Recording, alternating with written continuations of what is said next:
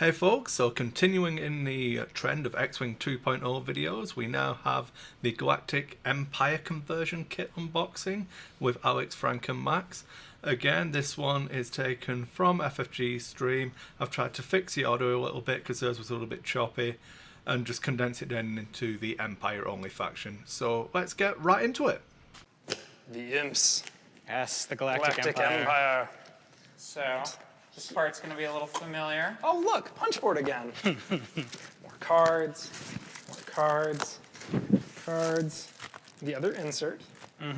These we're gonna keep under wraps a little bit. There'll be some marketing articles in the near future that go into the additional TIE pilots that you'll be getting in second edition.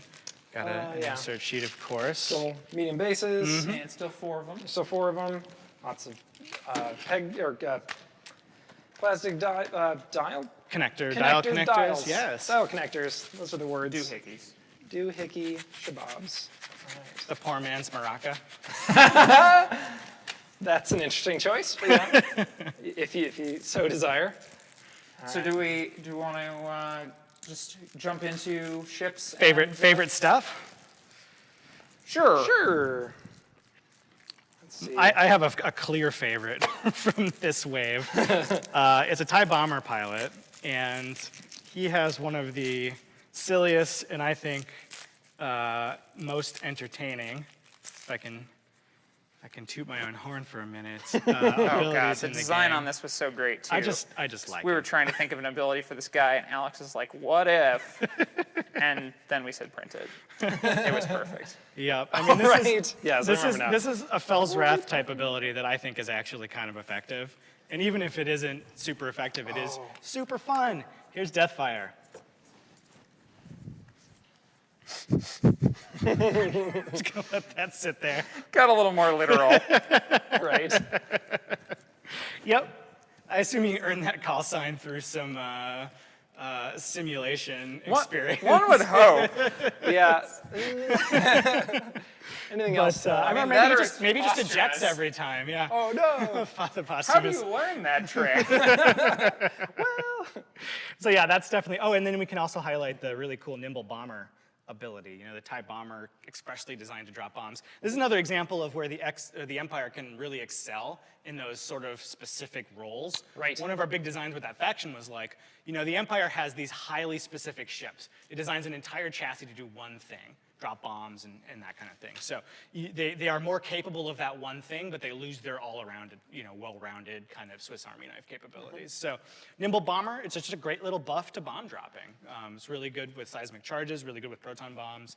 It's a very helpful ability to have. All right. I think I'm gonna go to my favorite card next, which is a character from from Lost Stars. Yes, an ace pilot and eventual leader.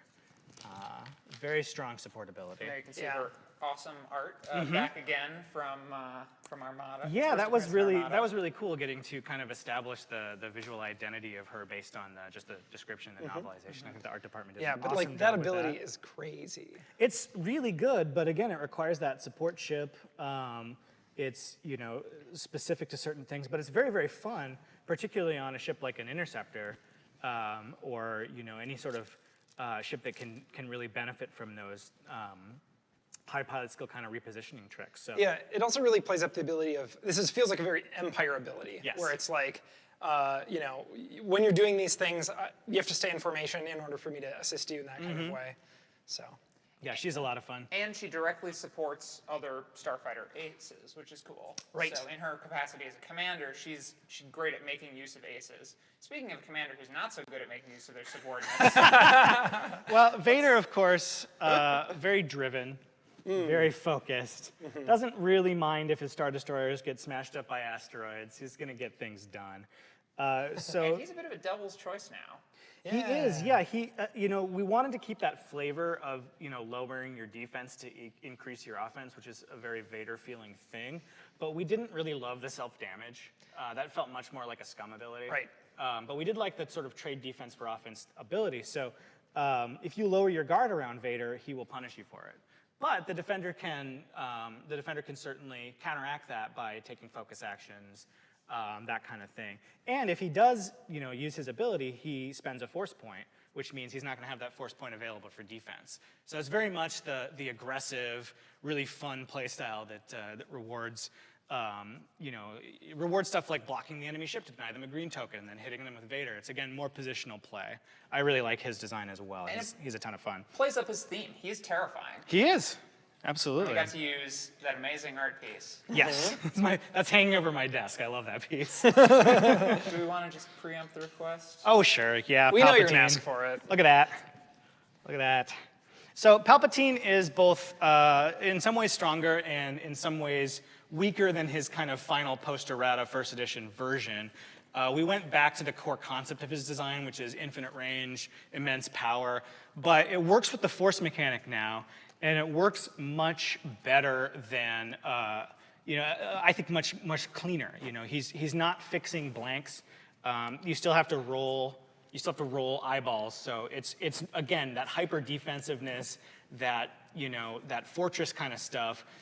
Still a very powerful ability. Still super strong that he can do that once around to any eyeball that shows up, but much more balanced, much more controllable. And of course, with the app and points costing, we're really confident that he can find a really nice points level where that ability is going to be valuable without being totally oppressive. So I really like the new Emperor. He's still a double crew because he's going to bring his whole retinue along. Guy does not travel without an entourage, which makes his, he's limited to certain support ships like the Lambda and the Decimator. Well, not that the Decimator is a support ship, but well, it is among other things. it is. It's sort of a war support ship. It's a Flying conference room. yes, it is. The TIE Fighter, unchanged. It's a TIE Fighter. It's TIE Fighter. It does whatever a TIE Fighter does. I've already even seen it today. Yep, and so this is sort of the baseline level of quality that we tried to balance the whole game around. We tried to make sure that the TIE Fighter is going to have a price level and a power level that is going to allow it to be an effective combat force against a lot of enemy lists. And one of the big ways we've done that is we've made sure that defense doesn't go too crazy, so that 2 attack dice is not just squandered on these uncrackable targets. So despite the TIE Fighter not having changed at all, a lot of the ships that were punching way too high have been lowered down. Defense has been reduced in general, and it's just a lot easier to get shots off and to achieve things with the TIE Fighter now. So I'm pretty confident the TIE Fighter Swarm will kind of return to glory when 2nd edition comes out. So we've got a lot of directions to go from here, as it's sort of the generic chassis, if you will, for the Empire. Yeah. What are you feeling? Well, let's start with some of the canonical stuff first. Sure. Let's do the film ships. Yeah. So we've seen the TIE Advanced. You've seen Vader, if you've watched the streams and stuff. But here's the dial. Here's the TIE Advanced. Here's a simple Storm Squadron Ace generic. It's just a solid chassis. It's got limitations on its firepower because it has to key into the target lock. But once it has a ship locked down, it can really follow up and do a lot of devastating things. With the lower shield levels in the game, particularly that change a hit to a crit ability is actually really strong. It's stronger than it used to be because you're getting crits more through their shields much more often. So it's got a linked focus barrel roll, which is handy, and it's got a much improved dial. I mean, it doesn't look like much necessarily, but just having that 1 straight, having those banks be green, having the 3 Talon roll, it no longer feels like you're, driving this sluggish, unmaneuverable ship. It's not as capable of turning as a TIE Fighter, but it's got a much more flexible dial, comparable to the X-Wing in a number of ways. All right, do you want to transfer to the other TIE Advanced? Sure. Yeah, so these are fun. There's 2 generics in the TIE Advanced V1, and you can kind of see the evolution of these prototypes here. This also highlights one of the Empire's cool standout features right now. That's right. You've got a generic with a force point. So, there are, as we know, many Inquisitors performing their duties throughout the galaxy, and they have those force abilities, and they've trained how to use them. So you can have a generic pilot with a force point, which is very strong, particularly in tandem with something like a missile. because you can target lock fire the missile, use your force to modify that focus result if it shows up. Or take instinctive aim and Right. not target lock to fire the Yep. missile at all. Yep, or do a red maneuver and still have some defense on. So the force points, as we know, very strong. Talon rolls have shown up here. Same solid dial that it used to be. Just a relatively inexpensive but strong ship. And if you don't want to spend the large amount of points on this force point, but you still want a TIE Advanced prototype in your list, you can pay a substantial, have a substantial discount for a Baron of the Empire.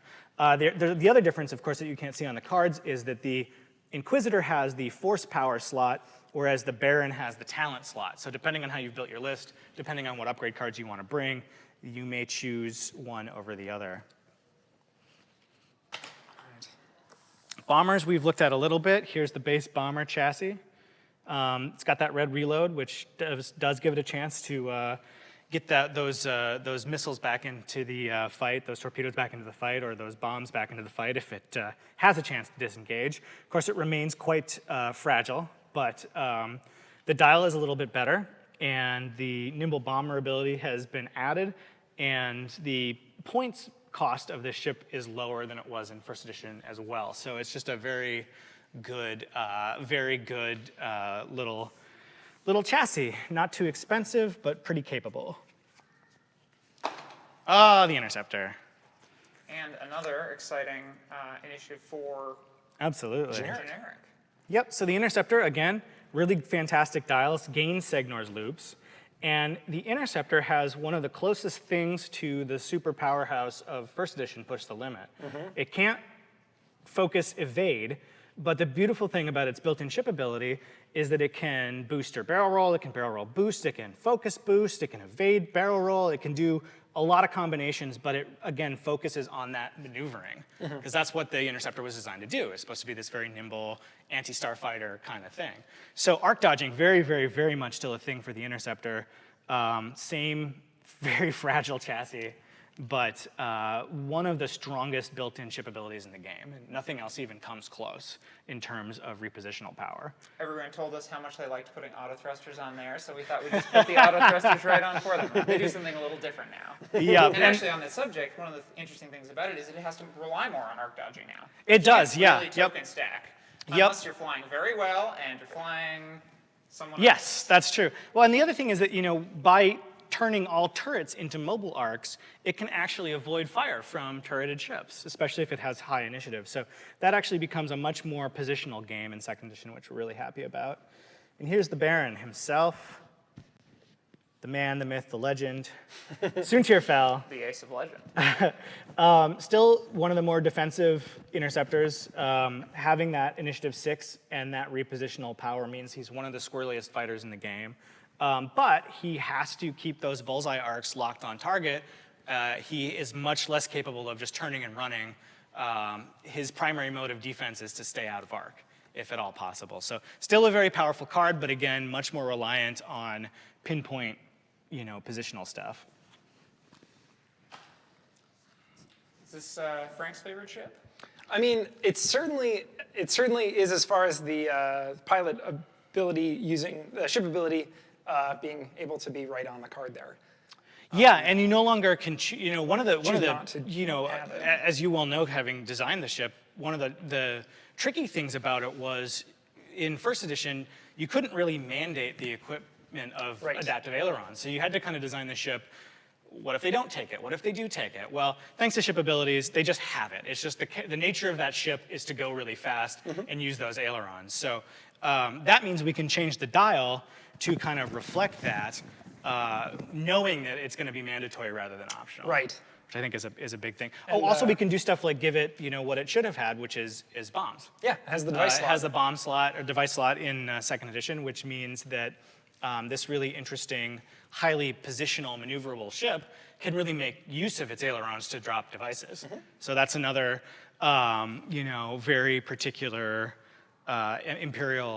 Imperial build. It's kind of an interesting ship because it's got a little bit of interceptor, it's got a little bit of bomber. It's a really cool ship, if you ask me. And it flies really well with the Reaper, which we are Yes. not going to be showing off today because it isn't in the kit because it's a new ship. That's right, but look forward to they'll be some fun marketing together. articles. Absolutely, they do fly well together.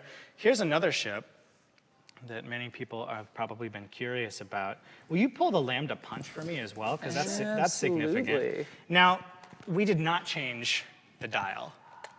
It remains the worst dial in the game by a substantial margin. And a lot of people perhaps are wondering why. Why did we stick with this truly atrocious dial? And for my part, I actually respected that James Niffen was willing to give it such a terrible dial because it lets you give it really powerhouse stats and abilities, and it really does feel like this is not necessarily a combat ship. This is to transport important passengers. This is, if it gets into a fight, it has defensive capabilities, but this is not an attack craft. You're not sending this on missions. But it's really, really strong. And one of the big things that compensates for this lack of a dial, one, it has white coordinate, hugely powerful. Two, reinforce to keep it alive longer, keep those passengers protected. Jam capabilities to interfere with enemy attacks. And it has a front gun and it has a chase armament. So it's much more capable of swinging into the fight early, getting a couple good shots off, but then remaining a valuable support ship and having a rear, a rear arc. It's, we didn't change the dial, but we changed so much else about this ship that it's so much more capable and interesting to fly. And I'm a huge defender of Lambdas in first edition because they're really fun. But you no longer need to necessarily put the Emperor on one for it to be a valuable ship in its own right. In fact, you might not even want to choose the Emperor. If you're doing an ace build, you might want to take Scenery instead and really try to get that Scenery. Or there's plenty of new Imperial crew that can really leverage this kind of support ship like this. So I'm really excited about the Lambda. One of my favorite ships, and just definitely better than ever. Sure. Let's show off another cool all right, here's person. Admiral Sloan, another great new canon character for the Imperials. So it says, after another friendly ship at range 0 to 3 defends, if it is destroyed, the attacker gains 2 stress tokens. However, while a friendly ship at range 0 to 3 performs an attack against a stress ship, it may reroll 1 attack die. So basically, this is a highly defensive ability. If you start dropping TIE fighters against Admiral Sloan, you're going to pay the price in stress, and the rest of your list is going to get a benefit from it. So this is another really kind of very complicated synergistic ability, and I'm really excited to see what kind of lists players will build around that and how they're going to leverage that kind of support ability. So another cool passenger for either the Reaper or the Lambda. I think we'll just do one more of those crew members for the Empire. Minister Tua. So this is very similar to the old Yasan Izard card, but we were able to grab, a more canonical character. At the start of the engagement phase, if you're damaged, you may perform a red reinforce action. So, she can bring reinforce to ships that don't necessarily have reinforce, because she's a valuable, diplomatic personage. She's a. And in the show, she really doesn't want to die. Yeah, understandably so. Doesn't go so well for her. No, she's a really interesting defensive addition. So when the damage starts coming in, she's gonna bring up that technology and try to protect herself. So we talked about how the E-Wing is this elite ship, designed to contend with the TIE Defender, and now we'll show you why. Yeah, the TIE Defender remains an absolute monster. In fact, it's even scarier than ever in some ways. So it's gained a shield. The dial remains very focused on going fast and going straight, and has a built-in full throttle ability. Now, we thought very carefully about the balance of the game because this is one of the strongest pilot abilities in the game. Ship abilities, yeah, thank you. We know that from the TIE, X7 title card in first edition, yeah. Super, super strong. However, it's a little bit more limited in its current form. One, you have to fully execute the maneuver, which means if you're blocked, you can't get the benefit. And you'll notice a lot of abilities say fully execute. Yes. Nearly all of them. Yes, because that's the thing. You can't gain this defensive benefit if you weren't able to actually go your 3-speed maneuver. So you can't dial in a maneuver, bump immediately, and gain that. Yeah, if you're worried about colliding with another ship, how can you be able to concentrate enough to do your special abilities? Exactly. So that helps balance things. The other thing that helps balance things is the evade token. Changes a die instead of adding an evade result. Right. So if you get hit by 4 hits, even with an evade token, you're not going to be able to block that. It's kind of a corner case thing, but it helps retain it. Now, that being said, this is still an incredibly expensive ship because high offense, really great hulls and shields, and high defense. So it's a monster, but it will be costed appropriately, hopefully. All right. Ah, the Punisher. Another candidate for potentially most improved. I would say perhaps this is the most improved because it had a long ways to go. Let's be real. So this has gotten medium base, which makes it a little more cumbersome to fly. But the fact that it has built-in boost into red target lock means as an ordnance carrier, it's quite powerful. It can boost into range, get those really good angles. It is quite durable, and the cost, of course, will be much, much lower. It's got a built-in white reload, which is quite strong. It's got a red barrel roll. You know, this we're hoping, and a much improved dial, including a zero maneuver, which, you know, as a fan of the zero maneuver, we tried to spread that out onto logical candidates to give you some more ships that can do that stop maneuver. So I think the Punisher, much improved, very interesting. Very interesting pilot. And actually, let's spoil one of the named people. Let's spoil. Sure. Let's spoil Deathrain. We spoiled Deathfire. I'm going to spoil Deathrain. Yeah, let's do them both. Because I really like the way that this ability plays out. It's a bonus action ability, but again, it's really pegged to some very. Oh, did I pass it? All right. Deathrain coming soon. Yes. To a live stream near you. There are two piles of ship cards, I think. You just. You have a lot of ship cards in the Empire. Yeah, a lot of ship cards. Where did it go? Oh, there he is. There we go, Deathrain. Yes. Beautiful. All right, so Deathrain's a lot of fun, I think. Basically, after you drop or launch a device, you may perform an action. So he still has that really fun, you know, drop a bomb, barrel roll, do a maneuver. And because the barrel roll, or boost, because the barrel roll is red, but because he drops the bomb in the system phase, you can do that fun thing where you do the red action and then perform a blue maneuver to clear that stress and gain an additional action. But it's limited by the number of bombs that you have, and it's not always wise to drop a device, especially if your friendly ships are nearby. So fun ability, makes the Punisher a little bit more nimble. I'm excited. Redline's back as well. I think it's a much better ship, and it can find a points level that makes it competitive, I'm quite sure. All right. Speaking of ships with highly specific roles, here's the Weirdo TIE Aggressor. Still the one of the only ships in. Is it the only ship? I think it's the only ship in the Imperial Arsenal that can with equip the the turret upgrade. slot. Yep. Yeah, the turret upgrade slot. They've got some mobile arcs, but that's it for turret upgrades. And just in general, there are fewer turreted, with the Hawk being a primary attack now, there are just fewer ships with the turret upgrade. That is true, and the turret upgrade quite different. It's a good chance to show off a. Yeah, let's show a turret upgrade people may have not seen before. Here's a dorsal turret. It's very similar to the way that it was. Very in first complicated edition. ability.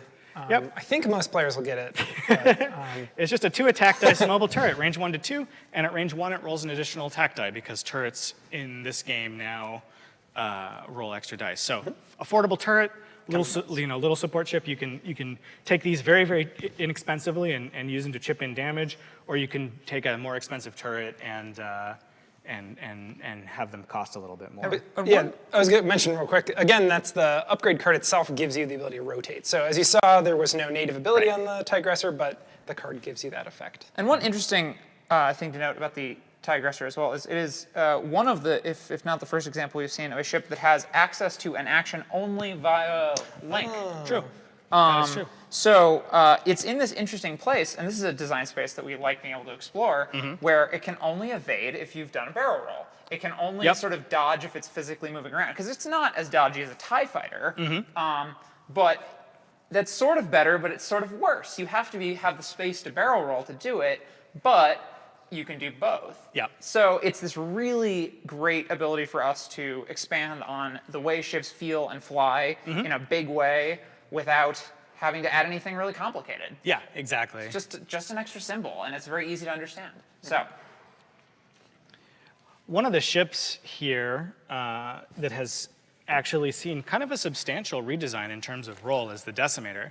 It was very similar to the YT-1300 Millennium Falcon ships in first edition, and we sort of felt like in second edition we have a chance to give this more of a unique identity. So you know, the dial remains pretty cumbersome, does not have a choreographed turn, still a zero agility ship with a huge amount of hull and shields, so still a monster. But the actions that it has gained really set it apart. The fact that it has red coordinate is really interesting. The fact that it has white reinforce is really interesting. The way that you play this ship is much more of a rolling tank. Oh, and it can't take engine upgrades, so it can't do that boost arc dodge thing. So it's, you know, it's very much more of a rolling tank kind of play style. You can put, you know, the Emperor on there, you can put important crew on there, and it has the double arc and a strong attack, but it's not going to be flying around boosting all over the place, dodging arcs like the Millennium Falcon might do. So it's a very interesting ship, different play style, and I'll throw in, here's yet another way that we're kind of controlling these upgrades. A tactical officer allows you to change that red coordinate into a white coordinate, so if you want to build the Decimator into more of a support role, you can use one of its 2 crew slots to coordinate your other ships. If you put Palpatine on there instead, of course, you're going to sacrifice that white coordinate. So everything is, you know, it's about making choices. How do you want to build this ship? How do you want to play it? Yeah. So that's a common theme you'll see, cards that will change red actions into white actions. Yep. I think that's all the Empire ships. Oh, wait. No, wait, what? There's one more hiding. There's no such thing. I don't know. No ship that small has a cloaking device. Oh, wait, no, here it is. It's the Phantom. Oh, my gosh. Out of nowhere. That was a good bit, you guys. Thank you. All right. Yeah, the Phantom I'm really happy with. This has been spoiled partially online, but the saga of this ship is ridiculous. This was the first wave that I ever worked on. And you and I kicked Phantom ideas around for months, and I think we went through, like, what was it, 9 different iterations of the cloaking device? Yeah, there were so many. Something like that, yeah. I used to have like a plus-minus attack token. There was a ton of stuff. Yeah. And the cloaking device that we landed on was a lot of fun, but of course the balance was a nightmare. Oh, yeah. As we saw. So it went through one of the very first full hard erratas to the game that we ever did, and we really took that lesson to heart. The cloaking ability that it has is very much the same as it ended up in first edition. Basically, in this new system phase, you can use your cloak token to perform a 2-speed barrel roll to the left, a 2-speed barrel roll to the right, and or a 2-speed, you know, boost straight ahead. So that remains unchanged. What has changed is we didn't really love the interaction of advanced cloaking device and having to rely on high initiative. Effectively, it made the low pilot skill first edition pilots useless. Yeah. Because if you weren't recloaking, if you weren't getting the benefit of that, why take a Phantom? Exactly. So basically, the only playable Phantoms were Whisper and occasionally Echo. We didn't want to do that again. We wanted the generics to really have a role. And they do, because this new Stygium array means that they are the best cloaking ships in the game. When they decloak, they get an evade token, so that helps their defense. And it also rewards them for dodging arcs and remaining, you know, these slippery, invisible ships. If you don't get shot at, you can spend that evade token to recloak, which means that if you can set it up right, every single turn, you're decloaking, firing, recloaking, and that's just really strong. But if you do take fire, you have to have that difficult decision. Do I spend this evade token to protect myself, or do I hold on to it to re-engage my cloaking device? So I really, really like how that plays out. That was and it makes the generics quite viable. All right. Well, I think we've gotten through all the Imperial ships. I think that's it. Yeah, that's everything, right? There's nothing else. No, nothing. There's nothing. There's no hugely popular fan favorite ship out there. No. Okay. Late to the party as it was in first edition. Here is. How long is the gunboat thread now? 400 pages? Real long. Let's just put out the configs too. Yes. Here we go. Just gonna give you everything. Yeah, why not? All right. So it still has 2 configs. It's still got slam. It's still got some really cool stuff. White reload's really fun. Still the gunboat that you know and love. Got this dial. It's got the ordnance loadout. So we play around with disarm tokens as we did in first edition. So this one, you know, lets you configure your ship to have torpedoes and missiles. When you slam, you can still perform targets. Now you can't shoot really potent missiles, but you can still utilize cluster missiles or some of those lower attack dice missiles. So still a really strong card. And then of course you also continue to have the assault configuration, which allows you to leverage those cannons. So the gunboat very much still in the faction, very much the same kind of general flavor that it had in first edition. So strong, strong card. And for being so patient, we'll throw in one more there. Show Yeah, off why one not? of the more favored ace pilots of this ship. So after you gain a disarm token, if you are not stressed, you may gain a stress token to remove your disarm token. Which I think is identical. Yep, just really strong. Lets you slam and then fire. So nothing wrong about that, but it has that stress cost to keep it under control a little bit. Gunboat still formidable and very different from the bomber, which is what I really like. This is very much focused on missiles and cannons, and the bomber, of course, is focused on bombs. So again, you see that Imperial specificity of chassis. Yeah. So there it is. There it is. Gunboat, firmly in the game. Oh, yeah, and then what the heck? Here's a weapon that the gunboat can use. And slam with Kasabi comes into play. The heavy laser cannon. 4 attack dice. Really mean, but it is bullseye arc specific. So again, you really have to have pinpoint accuracy and good precision flying. You're not just going to bolt this huge gun on and blast away with it. You need to pay attention to your maneuvering. You need to line up those bullseyes. And it's interesting too because with the Star Wings pretty decent maneuverability, getting those bullseye shots is easier. Right. But sometimes you're in that situation where you're like, oh, do I want to try to set up this like bullseye next turn? Do I go for this lower quality shot now? There's a lot of interesting choices there. Yep, and if, of course, you don't have the bullseye, you're relegated to your weak attack die. So what's really interesting in that respect is that there are pros and cons to having fewer baseline attack dice with the heavy laser cannon. If you're a B-wing, you miss a heavy laser shot, you're still rolling 3 attack dice. It's not as big a deal. It's more of a bonus. But if you're a 2-die ship, you miss your heavy laser shot, your offense is cut in half. Yeah. So they have very different play styles, and I kind of appreciate that. Yeah. All right. We're going to keep it rolling. We've had a request for Countess Riyadh. She's still great. She doesn't make everything green anymore, but she's still incredibly, incredibly good. So when she executes a straight maneuver, she can increase the difficulty to execute it as a choreogrand. So she still has those flexible choreogrands, but they're not green anymore. They're white. So she's a little more under control. Pretty mean, though. Oh, she's real good. She's real good. Is a monster. Yeah, no, she's no flippin' joke. Yeah, and she's got that super cool red paint scheme, of Yes. course. So if you've got your first edition red Defenders, you still have a really great pilot to use that with. Or if you don't have one, you can still Speaking pick of one up. monsters that a few of you have seen before. Yeah, if you haven't seen Vader already, he is a beast. Force rating of 3. He can perform tons of actions in a turn. You've seen that the dial is improved. You've seen that the advanced targeting computer is built in. Now, one of the cool things about that built-in targeting computer is he still has the system slot available. So that's something that we can spoil actually as well. I think Vader pairs really well with one of 2 upgrade cards. I think he pairs really well with advanced sensors, and I think he pairs really well with the much cheaper option, which is the advanced targeting computer. Fire control system.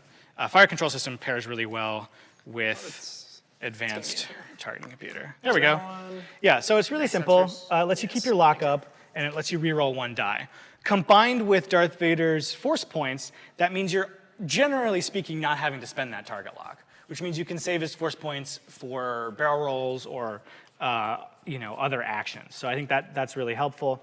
Advanced sensors, again, very similar to the way that it was in first edition. Just a quality card, especially when you can dial in a maneuver and then, or do an action and then,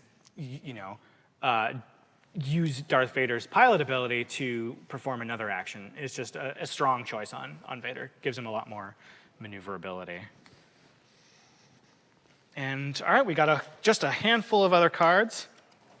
Echo is still her beautiful self. And just a slippery, slippery beast with those banked barrel rolls. And with the new Stygian array, that ability really comes into play because if you can stay out of those arcs, you can recloak. So she's getting to use that ability without necessarily needing an attack. So Echo's a lot of fun. Here's the Grand Inquisitor. He's very similar as well, but of course force point related. Now he's grand now. Yes, he's grand. Because we now know that there are multiple Inquisitors. And he's the grandest. And he's the grandest of them all, and he is very strong. He's still got that really great, wants to stay at range 3, but he can also protect himself from range bonuses at range 1 now. So he's a very, very powerful force-using pilot. And he pairs really well with Vader. Yeah, his crew is really cool too. So his crew is going to add that force rating. Now, people have been wondering about how that works. Like, well, what happens if I add a force rating to an existing force-using pilot? Sure. Do I recur 2 charges a turn? Well, no. You only ever recur 1 force charge a turn, but you increase the cap. So if I add the Inquisitor to a ship that has 2 force points, it now has 3 force points. So it's going to start higher, it's going to be able to regen up higher, but it's not so potent as to regen 2 force points around. That's a big and very important distinction. Yes, and also it does give a ship that doesn't have a force rating at all a force rating. Yes, if you don't have a force rating, you've brought a force user along, he can use that force rating. Now, the force rating of crew is always going to be low because we didn't want you to be able to add, well, you're not at the controls, you're not able to leverage the full power of your mastery of the force, but you're going to gain a little bit of help for the pilot, and you're going to gain a cool ability. So I'm a fan of the Inquisitor's ability. That's it for the Empire. A lot of fun stuff in there. For real this time. For real this time. No secret 15th Yes. ship or whatever. Yes. Holy Sith Lords! I mean, there's so much from that video. I'm really excited. Generic Force users for the Inquisitors, and then the Grand Inquisitor. So I'm going to have to pick up some more TIE Advanced. I think that's going to be a fun list to play. The Decimator looks like it could be doing more than 10% damage. I mean, it looks really good. So much. The Lambda seems really interesting. I'm looking forward to actually trying to use that rear arc and just seeing what you can do with it. Vader crew was interesting. I've heard a lot of people already saying they're disappointed with Palpatine. I mean, we don't know any points cost, so I don't know how you can be. I mean, if it's like 2 or 3 points, I think that is more than justifiable in a list. Same with the Phantoms. It's really interesting how they're trying to make it work with more of a focus on flying anyway, and that condensing of the pilot skills and all of that stuff could make Phantoms really, really interesting, even without the 4 primary attacks. And I love Defenders, so I'm happy to see what I can do with those. It seems like they're going to be really expensive, though. Again, let me know what you folks all think. If you've got a ship you're really looking forward to fly, what your big takeaways from that video were. Leave some comments. Again, if you really enjoyed this video, make sure, as well as leaving comments for me, head over to FFG's forums, send them stuff on social media, let them know how much we enjoyed this video, because I really want to encourage them to do more of this kind of thing. I think it's really beneficial for the community and just entertaining. So thanks a lot to everyone who watched, and again, thanks to everyone who supports me on Patreon.